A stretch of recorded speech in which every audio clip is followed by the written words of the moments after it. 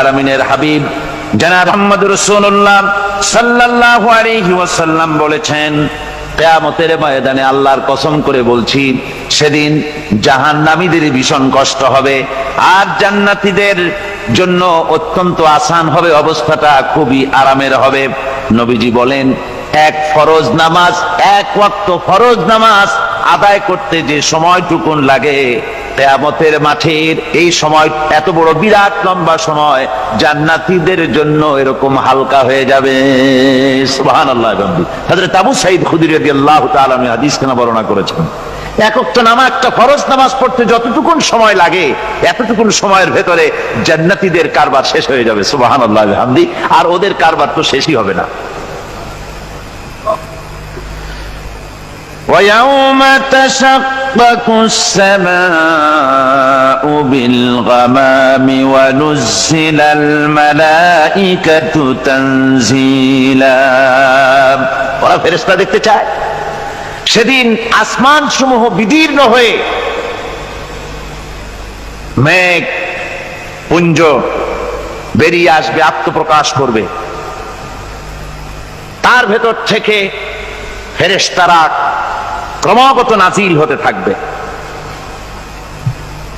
আর অবস্থাটাই হবে, আল মুলকু ইয়াউমাইযিনিল হাক্কু লিররহমান ওয়া কানা ইয়াওমান আলাল কাফিরিনা আসীরা। আর সেদিনে বাদশাহী হবে কেবলমাত্র রহমানের। ওয়া কানা ইয়াওমান আলাল কাফিরিনা আসীরা। আর সেই কিয়ামতের দিন, সেই সময়টা হবে কাফেরদের জন্য বড়ই কঠিন। এখানে কিয়ামতের কিছু কথা বলা হচ্ছে, কিছু আভাস দেওয়া হচ্ছে যে আসমান সমূহ বিদীর্ণ হয়ে মেঘ পিণ্ড বেরিয়ে আসবে এবং তার থেকে ক্রমাগত ফেরেশতারা নাজিল হতে থাকবে। আল্লাহর হাবিব বলেছেন, কেউ যদি কিয়ামতের দৃশ্য দেখতে চায়, সেজন্য সূরা ইজা শামসু কুবিরাত ওয়া ইজা সামাউ ফাতারাত, ইজা সামাউ শাক্কাত, এই সূরাগুলি যেন পড়ে, তাহলে কিয়ামতের দৃশ্য তার চোখের সামনে প্রতিভাত হবে। কিয়ামতের দৃশ্যটা আসলে কেমন হবে, সেই সূরাগুলি তেলাওয়াত করলে সে বুঝতে পারবে। যেমন আল্লাহ পাক বলছেন, إذا السماء فطرت وإذا الكواكب انتثرت وإذا البحار فجرت وإذا القبور بعثرت। যখন আকাশসমূহ চূর্ণ বিচূর্ণ হয়ে যাবে আর তারকাসমূহ বিক্ষিপ্ত হয়ে পড়বে, সমুদ্র মহাসমুদ্রগুলি দীর্ণ বিদীর্ণ হয়ে যাবে, কবরগুলি সব উদ্গীরণ করে দেবে, তার মধ্যে যা আছে সে সবগুলি। আবার আল্লাহ পাক বলেন, ইযাশ শামসু কুবিরাত ওয়া ইযান নুজুমু কাদারাত ওয়া ইযাল জিবালু সুয়্যিরাত। সূর্য যখন ঢেকে যাবে, তারকাগুলি যখন বিপর্যস্ত হয়ে যাবে আর পাহাড়গুলি যখন চালিয়ে দেওয়া হবে, এই দৃশ্য তোমরা দেখতে পাবে। فإذا النجوم طمست وإذا السماء فرجت وإذا الجبال نسفت। সেদিন অবস্থা এমন হবে, সমস্ত তারকাগুলি স্তিমিত হয়ে যাবে আর আকাশসমূহ দীর্ণ বিদীর্ণ হয়ে যাবে। আর দেখতে পাবে পাহাড়গুলি, সমস্ত পাহাড়গুলিকে উড়িয়ে দেওয়া হবে। আবার অবস্থা আরো কি হবে, فإذا برق البصر وخسف القمر وجمع الشمس والقمر। যখন চক্ষু বিস্ফারিত হয়ে যাবে মানুষের, চাঁদ আর সূর্য নিষ্প্রভ হয়ে যাবে, সব একাকার হয়ে যাবে, চন্দ্র এবং সূর্য তার অস্তিত্বকে হারিয়ে ফেলবে। শুধু তাই নয়, ওয়াহুমিলাতিল আরদু ওয়াল জিবালু ফাদুক্কাতা দাক্কাতাও ওয়াহিদা। জমিন ও পাহাড়গুলির মধ্যে সংঘর্ষ লাগিয়ে দেওয়া হবে আর তা এক ধাক্কায় জমিন এবং সমস্ত পাহাড়গুলি চূর্ণ বিচূর্ণ হয়ে যাবে। সুবহানাল্লাহি ওয়া বিহামদিহি। আল্লাহ রাব্বুল আলামিন বলছেন, এইভাবে করে কিয়ামতের দৃশ্য, বিভীষিকাময় দৃশ্য তোমরা দেখতে পাবে। আর সেদিনের রাজত্বটা কার হবে? আল মুলকু ইয়াউমাইযিনিল হাক্কু লির-রাহমান। সেদিনের রাজত্ব হবে কেবলমাত্র রহমানের। অর্থাৎ যেসব কৃত্রিম বাদশাহী দেখে তোমাদের চোখে ধাঁধা লেগে গিয়েছে, তোমাদেরকে দুনিয়ার বাদশাহী দেখে তোমরা ধোঁকায় পড়ে গিয়েছো, এসব বাদশাহী কিছুই টিকবে না সেদিন। সেদিন শুধু বাদশাহী থাকবে একমাত্র আল্লাহ পাকের। কার থাকবে বাদশাহী? যারা বলেন কার? আল্লাহ রাব্বুল আলামিন যখন কিছুই থাকবে না ঘোষণা করবেন লিমানিল মুলকুল ইয়াউম লিল্লাহিল ওয়াহিদুল কাহ্হার। আজকে কার রাজত্ব? চারিদিক থেকে আওয়াজ আসতে থাকবে পরাক্রমশালী আল্লাহ রাব্বুল আলামিনের রাজত্ব। আর কারণ নয়, হাদিস শরীফে এসেছে, বুখারী মুসলিম শরীফের হাদিসে এসেছে, আল্লাহর নবী বলেন আল্লাহ রাব্বুল আলামিন তখন তার এক হাতে আকাশ মণ্ডলীকে ধারণ করবেন, আর এক হাতে জমিনকে ধারণ করবেন। আকাশ মণ্ডলী এক হাতে, জমিন এক হাতে। এভাবে আল্লাহ রাব্বুল আলামিন বলবেন আইনাল জাব্বারুন আইনাল মুতাকাব্বিরুন। কোথায় সেই স্বৈরাচারীরা? কোথায় সেই দুর্বিনীত অহংকারী স্বৈরাচার যারা আমার জমিনের উপরে, আমার মানুষের উপরে রাজত্ব চালিয়েছে? তারা আজকে কোথায়? কোথায় সেই অহংকারীরা? আল্লাহ পাক সেদিন যে বলবেন, সেদিন তো বলবেন, কিন্তু দুনিয়ার মাঝেও স্বৈরাচার যারা, অহংকারী যারা, তাদের শাস্তি পৃথিবীর বুকেও দেন। আর সেদিন তো দিবেনই। কত স্বৈরাচার আমরা দেখলাম, কত অহংকারী দেখলাম, যাদের তর্জনী হেননে লক্ষ কোটি কোটি মানুষ উঠতো আর বসতো। তাদের জিল্লাতির সঙ্গে আল্লাহ রাব্বুল আলামিন কতজনকে বিদায় করে দিলেন। ফুলের মালা নিয়ে কুলাতে পারে নাই, পা থেকে শুরু করে গলা পর্যন্ত ফুলের মালা দিয়া ডুবাই দিল ভক্তরা। আবার আল্লাহ রাব্বুল আলামিন এমন শাস্তি দিলেন, ফুলের মালার পরিবর্তে জুতার মালা নিয়ে জেলের মধ্যে ঢুকাইয়া দিলেন। ঠিক কিনা গণ? অহংকারী আর স্বৈরাচার যারা হয়, আল্লাহ পাক এভাবে তাদের দৃষ্টান্ত দেখিয়ে দেন। আমরা কত দেখলাম, 9 বছরের রাজা, 10 বছরের সাজা। পৃথিবীর মুখে যারা অহংকার করে, যারা স্বৈরাচার হয়, আল্লাহর আইনকে যারা বৃদ্ধাঙ্গুষ্টি প্রদর্শন করে, আল্লাহ পাক তাদের জমিনেও দেখান। এখানে চূড়ান্ত ফয়সালা আল্লাহ করেন না, আসল ফয়সালার জায়গা তো আছেই, তবে এখানে নমুনা দেখায় দেন। কিন্তু মুশকিল হচ্ছে, ইতিহাসের সবচাইতে বড় শিক্ষা হলো ইতিহাস থেকে মানুষেরা শিক্ষা গ্রহণ করে না। একজনে যে কাম করে বিপদে পড়ে, আর একজন এসে আবার সেই পথেই অগ্রসর হয়, নিশ্চিত মৃত্যুর পথে। আমার বন্ধুগণ, আল্লাহ পাক বলছেন সেই দিন আমার রাজত্ব হবে, আর কারো রাজত্ব হবে না। ওয়াকানা ইয়াওমান আলাল কাফিরিনা আসীরা। আর ওই দিনটা, ওই কিয়ামতের দিন হবে কাফেরদের জন্য সবচাইতে কঠিন। সবচাইতে কঠিন হবে কাদের জন্য? কাফেরদের জন্য। কাফের কারা?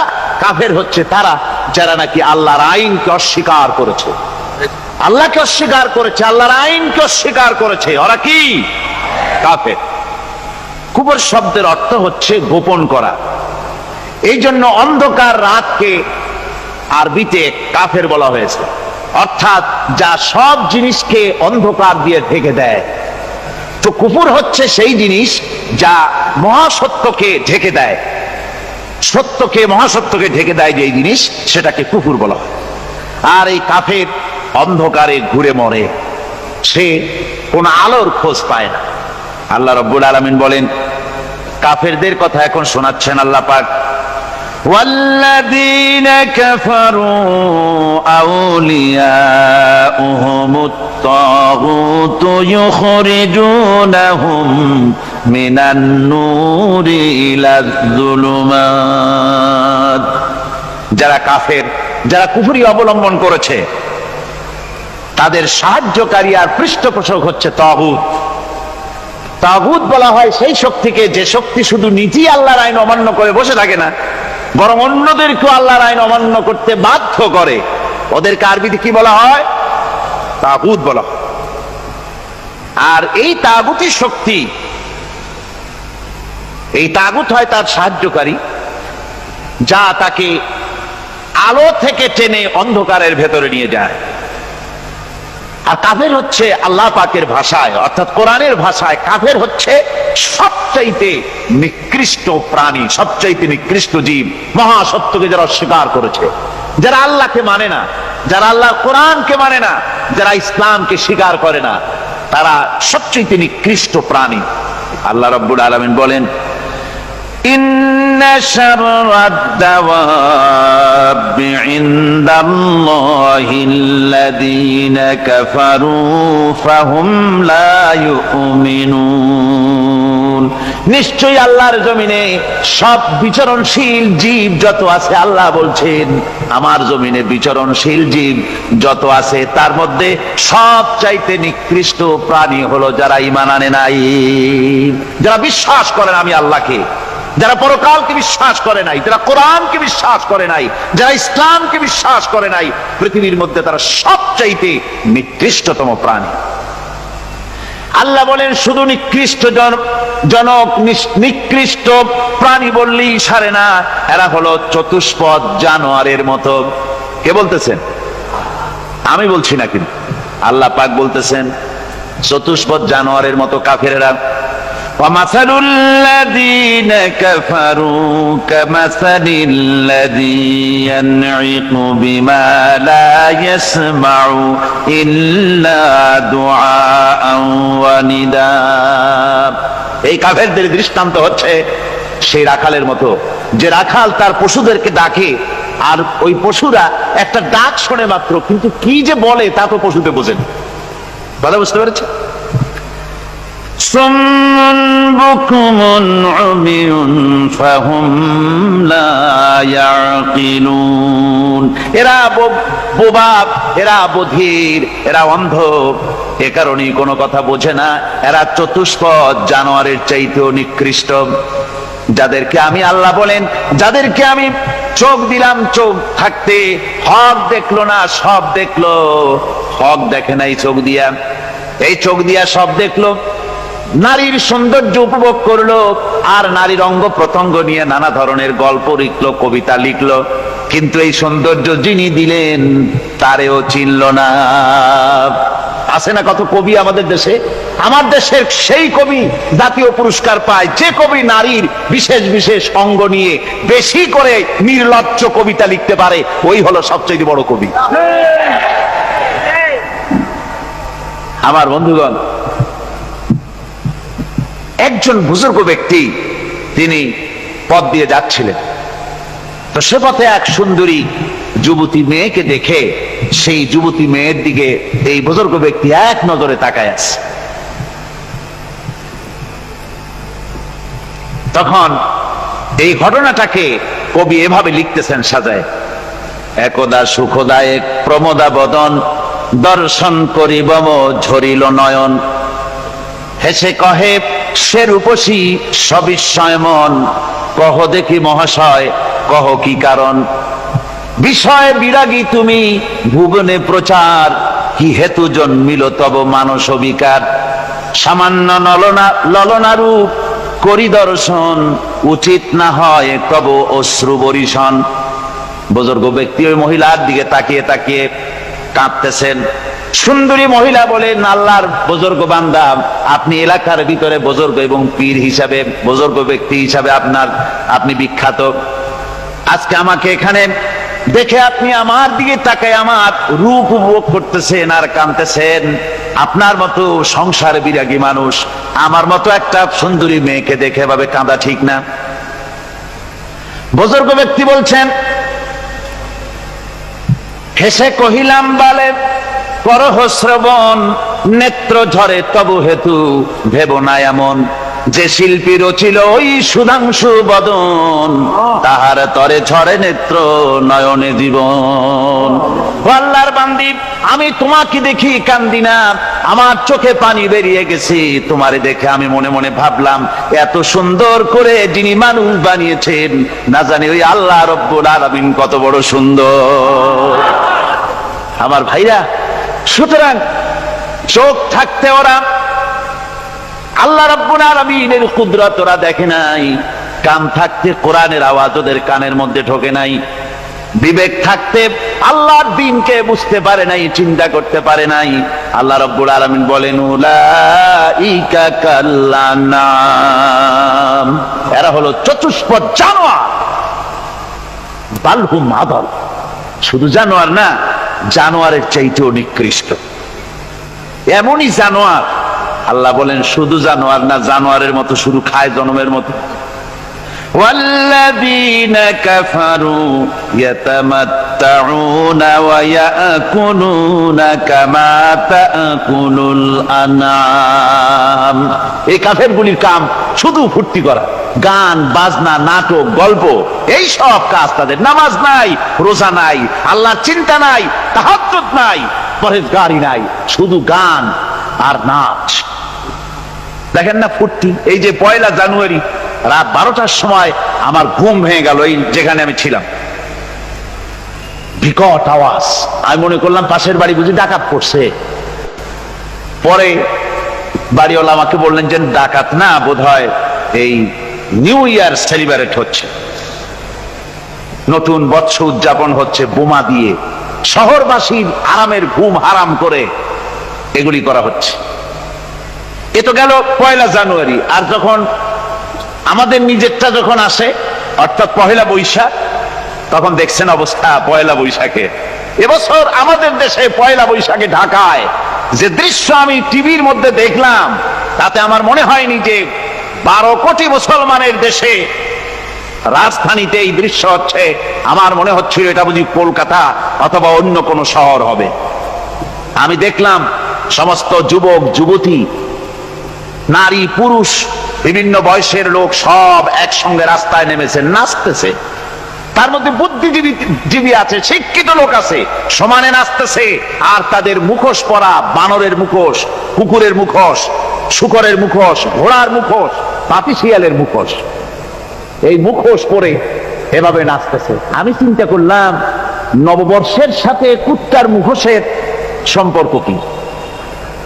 নববর্ষের সাথে পাতি শ্রীগালের মুখোশের সম্পর্ক কি? তাহলে ওরা কি বলতে চায় যে আগামী বছরটা আমরা কুত্তার ভূমিকায় অ্যাক্টিং করব, অথবা শ্রীগালের মতো ধূর্তামি করব জাতির সাথে? তারপরে কি করলো? সকাল বেলায় যুবক যুবতী 1 বৈশাখ সূর্য উদয়ের আগে রমনা লেকের পাড়ি গিয়ে সব দাঁড়িয়েছে বাসন্তী রঙের শাড়ি পরে। তারপরে সেখানে দাঁড়িয়ে সূর্য উদয়ের পানে তাকিয়ে সকাল বেলায় ভাবে করজোর করে বলছে, এসো হে নববৈশাখ স্বাগতম হে। নববৈশাখ অলক্ষে বোধহয় এটা শুনে বলতেছে, বাবাজিরা আমারে ডাকতেছো, অপেক্ষা করো আমি আসতেছি। আমারে ডাকতেছো, আমি আসতেছি, কোমরে গামছা বেঁধে আসতেছি, 225 মাইল স্পিডে আসতেছি, 30 ফুট উঁচু জলোচ্ছ্বাস নিয়ে আসতেছি, নববৈশাখের মজা সাত চাকায়। আমার ভাইরা, মুসলমান নববর্ষ উদযাপনের সাথে মুসলমানের কিসের সম্পর্ক? মুসলমান যদি এই দিন উদযাপনই করে, তাহলে তাকে করতে হবে ফজরের নামাজ পড়বে। মুসলমান নববর্ষ উদযাপন করবে, ফজরের নামাজ পড়বে, তারপরে কোরআন শরীফ তেলাওয়াত করবে, দরুদ শরীফ পড়বে, আল্লাহর দরবারে হাত তুলে বলবে, রব্বুনা রাব্বিন, 31 বছর পার করে দিলাম, নাফরমানি ছাড়া কিছুই তো করি নাই, বিগত বছরে যা করেছি মাফ করে দাও, আগামী বছরটা গোটা জাতি আর দেশের জন্য কল্যাণকর মঙ্গলময় করে দাও। এটাই তো বলা উচিত ছিল নাকি বলে? তা না করে, তা না বলে, বৈশাখের পরিচালককে না দেখে সরাসরি বৈশাখকে আহ্বান করা হয়েছে, আর বৈশাখ আহ্বান করার মজা জনমের মতো দেখাই দিয়েছে। আল্লাহ রাব্বুল আলামিন তাই বলেন, কাফেররা তাদের কাজ হলো শুধু খাওয়া, তারা এমন খাওয়া খায় জনমের মতো খায়। ইয়াকুলুনা কামা তাকুলুল আনাম, জানোয়ারে যেমন খায় ওই রকম খায়। তার মানে খায়, একটু বিসমিল্লাহ কয় না, খায়া যখন ছেড়ে দেয় তখন আলহামদুলিল্লাহ বলে না, বাহাত দিয়ে খায়, আবার বাহাত দিয়ে খায়। ডাব একটা কাটলো, বিসমিল্লাহ নাই, খাইলো, 2-4 ঢোক খাইয়া পুরা ডাবটার ফেলাই দিল। ডাবটা কি তোমার বাজান তৈরি করছিল নাকি? একটু বিসমিল্লাহ বললা না, একটু শুকরিয়া আদায় করলাম। আমি গত এই ডিসেম্বর গেল, ডিসেম্বরের 16 তারিখ আমেরিকা থেকে এসেছি। ওখানে দেখলাম তারা প্রতি নভেম্বর মাসের শেষ বৃহস্পতিবার থ্যাঙ্কস গিভিং ডে অবজার্ভ করে। তা আমি জিজ্ঞেস করলাম, থ্যাঙ্কস গিভিং ডে জিনিসটা কি? ওরা বলল, এটা হচ্ছে এই যে গড আমাদেরকে সারা বছর ভালো খাওয়াইছে, আমাদেরকে ভালোভাবে পড়াইছেন, সুন্দর রেখেছেন, এই জন্য আমরা গডকে থ্যাঙ্কস দেই নভেম্বরের এই শেষ দিনটিতে। সারা বছরের ভালো খাইছি, ভালো থাকছি, এই জন্য গভর্নমেন্টকে মানে গডকে থ্যাঙ্কস দিলাম। আমি আমার আলোচনায় সেখানে বললাম যে দেখেন, রাশিয়ার সাথে আমেরিকার পার্থক্য তো এখানে, ওরা গডকে অস্বীকারই করেছে, গডই মানে না। আর এরা গডের নামাজ রোজা বা ইবাদত কিছু করুক আর না করুক, গডের অন্তত একটা ধন্যবাদ দেয়। ওরা ওদের ডলারে লিখেছে, ইন গড উই ট্রাস্ট, প্রত্যেকটা ডলারে লেখা আমরা গডে বিশ্বাস করি। তো শুকর আদায় করলে তো আল্লাহ বাড়িয়ে দিবেন। আল্লাহ রাব্বুল আলামিনের সুন্নাত হলো, শুকর যদি কেউ আদায় করে আল্লাহ বাড়িয়ে দেন। লা ইন শাকারতুম লাযীদান্নাকুম ওয়া লা ইন কাফারতুম ইন্না আযাবী লাশাদীদ। আমার নিয়ামতের শুকর যদি আদায় করো আমি বাড়ায় দেব, আর যদি নিয়ামতের শুকর আদায় না করো তাহলে মস্ত বড় শাস্তি তোমাদের জন্য রেখেছি। তো আমেরিকা শুকর আদায় করে নিজেরা খাইয়া, কিন্তু ওদের জমিন হলো বিশাল জমিন। আমি কয়েকবার গিয়েছি এবং বহু স্টেট সফর করেছি। ওদের জমিন এত ফার্টাইল, জমিনে যদি রীতিমতো তারা ফসল ফলাতো, এই ফসল সারা দুনিয়ার দরিদ্র ভূমুক্ষ জনতাকে খাওয়াইয়া বাঁচাইতে পারত। কিন্তু ওরা তা করে না। ওরা করে কি? ওরা মুনাফার হার, বাজার দর ঠিক রাখার জন্য নির্দিষ্ট পরিমাণ জমিনের ফসল ফলায়, কিন্তু জমিন এতই উর্বর, ওদের মেজারমেন্ট করা, মাপ করা, হিসাব করা ফসল হয় না, ফসল হয় বেশি। তখন বাড়তি ফসলকে তারা প্রতি বছর লক্ষ লক্ষ টন আলু আর গমকে তারা সমুদ্রে নিক্ষেপ করে। তাদের আলু এবং গম সেই সময় তারা নিক্ষেপ করে সমুদ্রে যখন ইথিওপিয়া, সুদানে মানুষ না খেয়ে মরছে। পৃথিবীর বিভিন্ন দেশে মানুষ ক্ষুধার যন্ত্রণায় যখন চিৎকার করছে, আর তাদের এই চিৎকারে আকাশ বাতাস ভারী হয়ে যাচ্ছে, তখন ওরা এই কামটি করছে। তাই আমি ওই প্রথম দিন বলেছিলাম যে রাশিয়া যেমন খান খান হয়েছে, অস্তিত্ব বিলুপ্ত হয়েছে আল্লাহর সাথে নাফরমানি করার কারণে। আপনারা বলতে পারেন কমিউনিজম কি একটা সহজ ব্যাপার? একটা বিরাট শক্তি পৃথিবীর বুকে, কত দেশ তারা ডমিনেট করতেছিল, কোন যুদ্ধ নাই, কোন রক্তপাত নাই, বিনা ধাক্কায়, বিনা বাতাসে, বিনা ঝড়ে বিশাল মহিরুহু চিৎপটাং। এটা হলো কেন? কেন হলো রাশিয়ার এই দশা? আমি লালদিঘির ময়দানে বলে গেছিলাম, আমি চিন্তা করে যেটা পাইছি সেটা হচ্ছে এই, দুনিয়ার সমস্ত মতবাদ আল্লাহকে কোনো না কোনো প্রকারে স্বীকার করে। তার কথা মানুক আর না মানুক, আছে একটা কিছু, এতটুকুন বলে যে আল্লাহ আছেন বা গড আছে বা একটা কিছু আছে। কমিউনিজম, সমাজতন্ত্র হলো পৃথিবীর একমাত্র নিকৃষ্ট মতবাদ, যে মতবাদ সরাসরি আল্লাহকে অস্বীকার করেছে, বলেছে আল্লাহ নাই, দেয়ার ইজ নো গড। তারা ধর্মকে আফিম বলেছে। আল্লাহ পাক তাই কোন যুদ্ধ ছাড়া, কোন মারামারি ছাড়া, কোন রক্তপাত ছাড়া এই বিশাল শক্তিকে উৎকারে উড়িয়ে দিলেন, তুলার মতো হয়ে। গোটা রাশিয়া তুলার মতো হয়ে, পেঁজা তুলা, ধোনা তুলার মতো হয়ে সব উড়ে চলে গিয়েছে। অস্তিত্ব বিলুপ্ত হয়ে গিয়েছে। কিন্তু আমাদের দেশের খুচরা কমিউনিস্টরা এখনো স্বপ্ন দেখে। ওই যে কালকে বলেছি, তারা বলে কলমের খোসা এটা এখনো নষ্ট করা যাবে না, এটা এখনো চালু করা হবে। এখনো চীনে আছে, এখনো কিউবায় আছে। ওই কিউবা থেকে, চীন থেকে ফিদেল কাস্ট্রোর একটু আওয়াজ শোনে, চীন থেকে মিস্টার ব্যাং না কি জানি না, ব্যাং এর আওয়াজ শোনে, আর তাই মনে করে এ বুঝি সমাজতন্ত্রের বিজয়ের গান। না, চীন থেকে আর কিউবা থেকে যে আওয়াজ আজকে উঠতেছে, এই আওয়াজ সমাজতন্ত্রের বিজয়ের আওয়াজ নয়, এটা হলো সমাজতন্ত্রের মরণ যন্ত্রণার গোঙানির আওয়াজ। কাজী এরা দুনিয়ার বুকে শুধু আনন্দ এবং ফুর্তি করে, আল্লাহর হককে, আল্লাহকে চিনতে তারা ব্যর্থ হয়েছে। আল্লাহ রাব্বুল আলামিন বলেন, অবিশ্বাসীদের কৃতকর্ম, তাদের কাজগুলি, তাদের কর্মফল সব নিষ্ফল হয়ে যাবে। ওয়াল্লাযীনা কাফারু আ'মালুহুম কাসারাবিন বিকিআতিন ইয়াহসাবুহুল যামআনু মা। আল্লাহ পাক বলেন, কাফের যারা, অবিশ্বাসী যারা, যারা আমাকে অস্বীকার করেছে, অবিশ্বাস করেছে, তাদের আমলগুলি হলো মরুভূমির মধ্যে মরীচিকার মতো।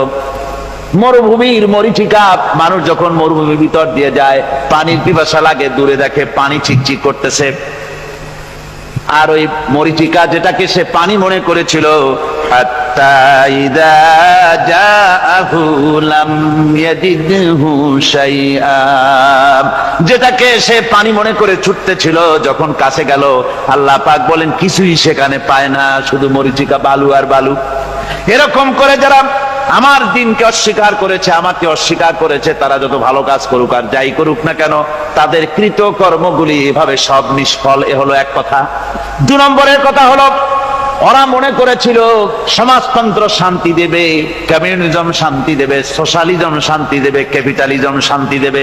এই শান্তির চিন্তা করে অগণিত মানুষকে হত্যা করে সমাজতন্ত্রের রাজত্ব যখন কায়েম করলো, 70 বছরও চলে গেল, তারপরে তারা দেখলো হাত্তা ইযা জাআহু লাম ইয়াজিদহু শাইআ, কিচ্ছুই পেল না। তারা ক্ষুধার যন্ত্রণায় মরলো, কাপড় নাই, খাবার নাই। তারা ওই রাশিয়া থেকে, চেকোস্লোভাকিয়া থেকে, যুগোস্লাভিয়া দিয়া, রোমানিয়া থেকে, হাঙ্গেরি এবং পোল্যান্ড আর মঙ্গোলিয়া থেকে, সেখানে সমাজতন্ত্র তাড়াতে আমরা যাই নাই। আমরা সেখানে সমাজতন্ত্রের বিরুদ্ধে তাফসীর করি নাই, ব্যাখ্যা করি নাই, বক্তব্য রাখি নাই। ওই সব দেশ থেকে সমাজতন্ত্র তাড়াইছে কে? কারা তাড়িয়েছে? না না, ওরা নিজেরাই, সেই দেশের জনগণই এটাকে উৎখাত করেছে তাদের জমিন থেকে। আল্লাহ পাক বলছেন, যারা আমার দিনকে, আমার বিধানকে যারা অস্বীকার করবে, তারা এই অস্বীকারী অবস্থায় যদি মৌত হয়, আমার সমাজতন্ত্রী কোনো ভাই যদি এ মাহফিলে থাকেন, কমিউনিস্ট কোনো ভাই যদি এ মাহফিলে থাকেন, তাহলে শুনুন আল্লাহ কি বলতেছেন। আল্লাহ দিনকে, আল্লাহর কোরআন পূর্ণাঙ্গ জীবন বিধান, অর্থনীতি আছে, সমাজনীতি আছে, রাজনীতি আছে, কথা যারা বিশ্বাস করে না, কোরআনকে শুধুমাত্র নামাজ, রোজা, হজ, যাকাত আর বেহেশত দোজখ যারা মনে করে, জীবন ব্যবস্থা মনে করে না, এই অবস্থায় যদি মারা যায়, আল্লাহ রাব্বুল আলামিন বলেন, ইন্নাল্লাযীনা কাফারু ওয়া মাতু ওয়া হুম কুফফারুন উলাইকা আলাইহিম লানাতুল্লাহি ওয়াল মালাইকাতি ওয়ান নাসি আজমাইন। আল্লাহ রাব্বুল আলামিন বলেন, আমাকে অস্বীকার করার অবস্থায়, আমার দ্বীনকে, বিধানকে অস্বীকার করার অবস্থায় যদি মৌত হয়ে যায়, তাহলে আল্লাহ, ফেরেশতা এবং তাম পৃথিবীবাসীর অভিসম্পদ তার উপরে হতে থাকে, লানত হতে থাকে। খালিদিনা ফিহা লা ইউখাফফাফু আনহুমুল আযাবু ওয়া লা হুম ইউনজারুন। এই অভিসম্পদ অবস্থায় তারা সব সময় লিপ্ত থাকবে, না তাদের আযাবকে কমায় দেওয়া হবে, আর না তাদের কোন রকম অবকাশ দেওয়া হবে। এখন আরো মজবুত কথা